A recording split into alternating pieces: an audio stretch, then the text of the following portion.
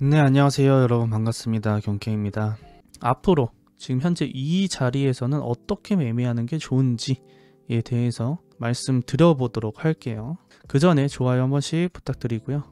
여기 부분에서에 대한 충격 파동으로 인해서 되돌림 이후에 상승분으로 보면 이 저점은 돌파하면 안 되고, 당연히 이 저점도 돌파하면 안 되죠. 만약에 돌파했다면 되돌림이 깊고 기간 조정 이후에 다시 올라가는, 이렇게 보여줘야 되는 건데, 그런 부분들도 참고하시면 되는데, 단기적으로 봤을 땐 사실 이 올라가는 파동이 그렇게 이쁜 파동은 아니에요. 그러니까 되돌림도 거의 없었고, 지금 시간봉상 보는데도 음봉이 중간중간 껴있긴 한데, 올라가면서에 대한 되돌림이 다 0.5 주고 올라가고, 또 이 파동에 대한 0.5 주고 올라가고, 또 여기 파동에 대한 0.5 주고 올라갔어요. 다 0.5 되돌림이거든요, 여기가. 각 파동에 대한, 상승 파동에 대한 다 0.5 되돌림하고 올라갔어요. 0.2 이하로 떨어지지 않고, 그러니까 되돌림이 조금 더 깊게 주지 않고 계속 올라왔습니다. 그래서 올라오면서 하락 다이버스가 형성될 때 되돌림을 줬어요. 깊은 되돌림 없이 계속 올라온 이후에 이렇게 되돌림을 처음 준 거예요, 깊게. 만약에 이게 되돌림이라면 당연히 피보나치 값은 앞파동에 대한, 이 파동에 대한 되돌림 값인, 얘도 이제 0.5를 되돌리 하방 이탈하진 않은 상태예요. 여기가 저점으로 보고 충격 파동으로 보고, 이게 이제 상승할 거라고 보는 파동으로 보면 이제는 Y가 나와야 될 자리라는 거죠. 근데 이 Y 나올 때 아마 이 고점 돌파하면서 좀 일자 무빙이 나와야 될 거예요. 왜냐면 앞고점들을 돌파하는, 그러니까 매물대를 돌파하는 건 항상 우리가 생각하는 건 최소한 C펄스 또는 인펄스, 찐펄스인 인펄스 파동인 3파동이 이렇게 1, 2, 3, 4, 5 이렇게 올라가잖아요. 이 3파동이 매물대를 돌파하는 역할을 합니다, 엘리엇에선. 그렇기 때문에 여태까지 저항받고 떨어지고 또 저항받고 떨어지고, 그리고 어느 매물대에서 저항받고 떨어졌던 게 계속 횡보를 만들다가 고점을 이제 높여가고, 저점도 높여가고 있고 고점도 이제 높여갈 모양으로 보이죠, 이 고점 이후에. 그렇기 때문에 이제 여기서 만약에 상승 돌파를 해주면 이제 일자 무빙이 나올 수 있는 자리입니다. 그럼 우리는 적절하게 매매 전략을 세우려면 여기 저점 손절 걸고 롱 진입해보는 방법.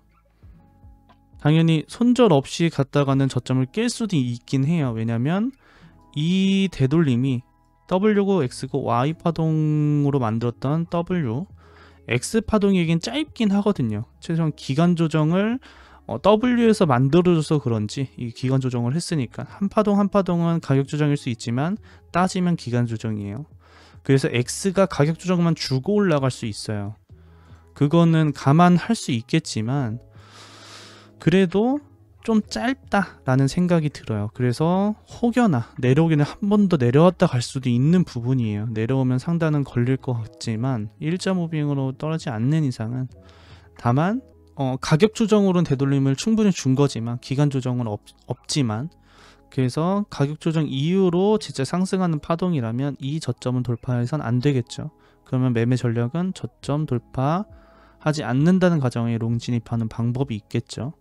네, 원래는 미리 진입해 보는 게 중요하지만 잡지 못하신 분들이 계신다면 이런 부분들을 체크를 해서 진입하시면 좋을 것 같고요. 그래서 되돌림의 롱 상승분으로 보고 고점을 돌파하면서 일자 무빙이 나올 자리이기 때문에 손익비적으로는 좋은 자리입니다. 그러니까 진입하면 먹을 자리 등이 이런 자리이긴 해요. 왜냐면 Y 이제 나올 자리니까. 최소한 소파동상으로 봐도 이렇게 예를 들어 한 파동이고 상승분이에요. 그러면 얘가 되돌림이 끝났다면, 또는 한 번 더 내려왔다 가더라도 이 저점이 돌파하지 않는다면 이거 Y 바로 먹을 자리잖아요. 그렇기 때문에 매수하면 먹을 자리긴 해요. 근데 다만 한 번 더 내려왔다 갈 수 있기 때문에 손절 라인이 여기까지는 잡아야지만 좀 적절하다. 근데 다만 손익비적으로 봤을 때는 큰 관점으로는 고점을 돌파할 거기 때문에 손익비는 좋지만, 단기적으로 봤을 때는 손익비적으로는 조금 먼 자리긴 해요. 여기 저점으로 손절 걸기에는. 그래서 뭐 롱매수 포지션을 갖는다면 한 1.8% 정도의 손절이 있는 거고, 그리고 상승에 대한 건 최소 구간은 불규칙도 가능하기 때문에 그 부분을 체크하면 1.13 비파동에 대한 1.13 또는 1.272, 제일 이상적인 건 1.38이죠. 그렇기 때문에 1.38이라고 하면은 11배, 한 10배 정도 차이 나는 부분이고, 그렇지 않다고 해도 한 5배 정도의 보상률이 있는 자리다. 큰 관점에선 좋은데, 근데 만약에 손절이 난다면 10배 가정했을 때는 한 20% 정도 손절을 하는 거죠. 그 점을 참고하셔서 진입해야 될 것 같고요. 그래서 아직까지도 우린 메인 관점상으로는 이렇게 보고 있으니까, 또는 이렇게 보지 않더라도 이렇게는 볼 수 있잖아요. 소파동상으로 이렇게 가능하니까. 아무튼 이렇게 보고 있다. 그래서 W파동, 여기가 W라고 칭하든 또는 이렇게 W라고 해도 최대 어디까지 올라갈지 등을 지켜보시면 될 것 같다.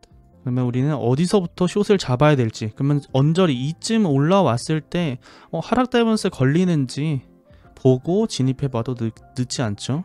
롱에 대한 익절 또한 당연히 역지롱 타신 분들은 익절을 빨리 해야 되겠지만, 그렇지 않으신 분들은 올라왔을 때 만약에 1.5빙으로 올라왔다면 하다 걸렸을 때 익절하시면 되고요.